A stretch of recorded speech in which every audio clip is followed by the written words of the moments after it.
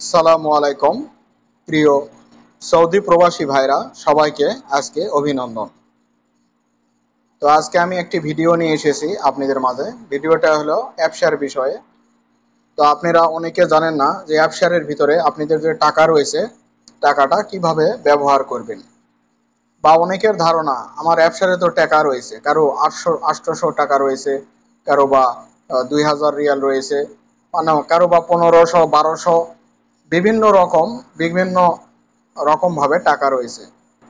তো টাকাটা আপনারা কিভাবে ব্যবহার করবেন এটা অনেক আমার বাংলাদেশি ভাইরা জানে না। তো সেটা নিয়ে আমি আজকে বিস্তারিত কথা বলবো। তো যারা আমার চ্যানেলটি এখনো সাবস্ক্রাইব করেন নাই প্লিজ সাবস্ক্রাইব করে দিবেন এবং বেল বাটন আপনারা উঠিয়ে দিবেন, যাতে আমার পরবর্তী ভিডিও আপনারা সাথে সাথে পেয়ে যান। তো আমরা এখন কি করব, অ্যাপসার লগ ইন করে আমরা দেখব আমাদের অ্যাপসারে কত টাকা জমা রয়েছে। তো আমি আমার অ্যাপশিটটি এখন ওপেন করতেছি।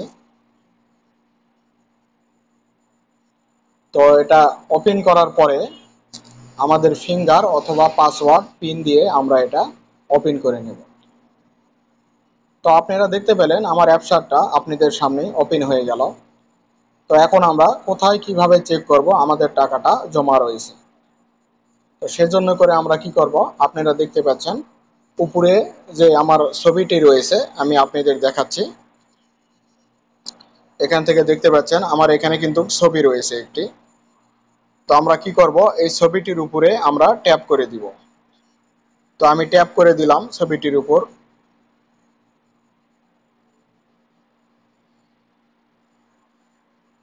তো ট্যাপ করে দেওয়ার পরে এখানে আমার বিভিন্ন ধরনের অপশন চলে আসবে।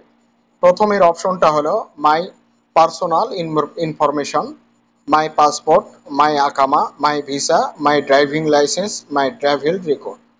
ট্রাভেল রেকর্ড যেটা এটা এটা হলো আমাদের বিমানের রেকর্ড, অথবা আমরা কত ফ্লাইটে যাওয়া আসা করেছি দেশে, পুরো বিস্তারিত এটার ভিতর রয়েছে। তো আমরা এসব বিষয় নিয়ে আজকে কথা বলবো না। আমরা যে বিষয় নিয়ে কথা বলবো সেটা হলো আপনার টাকার বিষয় নিয়ে। তো আমরা টাকার বিষয় নিয়ে কথা বলার ক্ষেত্রে আমরা সরাসরি আপনারা এখানে দেখতে পাচ্ছেন মাই পাসপোর্ট নামের যে অপশনটি আছে আমরা এটা ট্যাপ করে দিব। তো আমি এটার উপর ট্যাপ করে দিচ্ছি।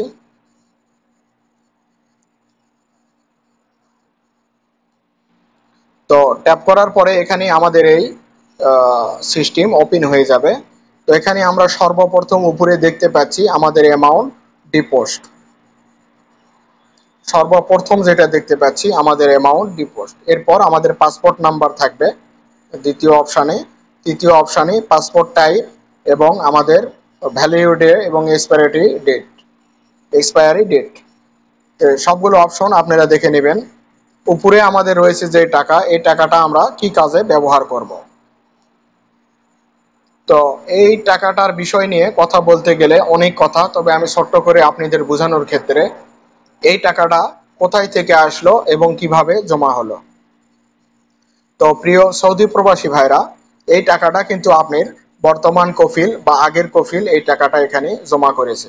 হয়তো বা আপনার পাসপোর্টে আপনার মালুমাত করার ক্ষেত্রে, অথবা আপনার আকামা বানানোর ক্ষেত্রে, অথবা আকামা রিনিউ করার ক্ষেত্রে, অথবা কাফালার ক্ষেত্রে।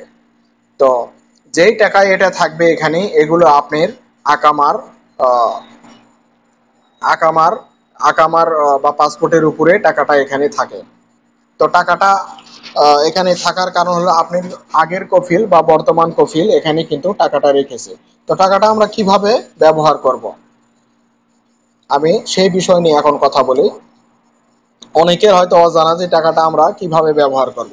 তো টাকাটা ব্যবহার করার ক্ষেত্রে আপনারা অবশ্যই এটা আপনি এই টাকা ব্যবহার করতে পারবেন না। এটা শুধুমাত্র ব্যবহার করতে পারবে আপনার কফিল।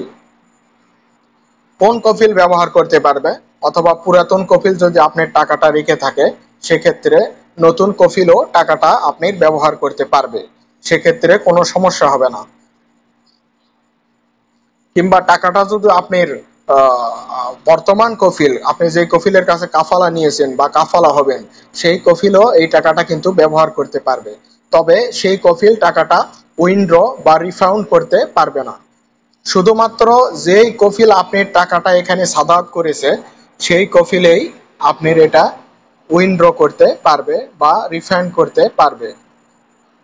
সেটা কি করে পারবে? আপনার কফিল যেই ব্যাংক কার্ড দিয়ে, যেই সারাফা দিয়ে টাকাটা এখানে সাদাত করেছে, শুধুমাত্র সেই সারাফার মাধ্যমেই টাকাটা রিফান্ড করা সম্ভব। দ্বিতীয় কোনো সারাফা দিয়ে পারবেন না। আপনি যদি উইথড্র করতে যান বা রিফান্ড করতে যান আপনার ব্যাংক কার্ড থেকে, সেক্ষেত্রে সেটা কিন্তু হবে না, ইম্পসিবল না এটা। শুধুমাত্র যেই ব্যাংক কার্ড দিয়ে টাকাটা সাদাত করা হয়েছে সেই ব্যাংকে টাকাটা রিফান্ড হবে। আপনারা পরিষ্কার বুঝতে পারলেন প্রিয় দর্শক এবং শ্রোতা। অনেকের ধারণা টাকাটা আমরা কিভাবে ইউজ করব। টাকাটা ইউজ করতে পারবে আপনি যেই পরবর্তী কফিলের কাছে যদি কাফালা হন, সেই কফিল আপনার টাকাটা আপনার আকামা বানাতে পারবে, আপনার কাফালা করতে পারবে এবং আপনার যে কোনো আপনার সিস্টেম আপনার আকামাতে এটা পেমেন্ট করতে সে পারবে খুব সহজেই। আমার এখানে 800 রিয়াল ছিল আমি কাফালা হওয়ার আগে। কাফালা হওয়ার পরে আমার বর্তমান কফিল এই টাকা ইউজ করে আমার আকামা বানিয়েছে বা আমার আকামার বিভিন্ন ধরনের সে এই টাকাটা খরচ করেছে, এতে কোনো সমস্যা হয় নাই। এটা আমি বাস্তব প্রমাণ। তো এই টাকাটা আমি উঠাইতে পারবো না, আমার যে বর্তমান কফিল রয়েছে সে কিন্তু সব কাজে এই টাকাটা ব্যবহার করতে পারতেছে। তো আপনারা সবাই বুঝতে পারলেন যে টাকাটা কিভাবে রিটার্ন করবেন বা রিফান্ড করবেন। তো বিস্তারিত আমি বললাম। সবাইকে অসংখ্য ধন্যবাদ। ভালো থাকবেন, সুস্থ থাকবেন, শুভকামনায় আমি মোহাম্মদ জাকির হোসাইন। আসসালামু আলাইকুম।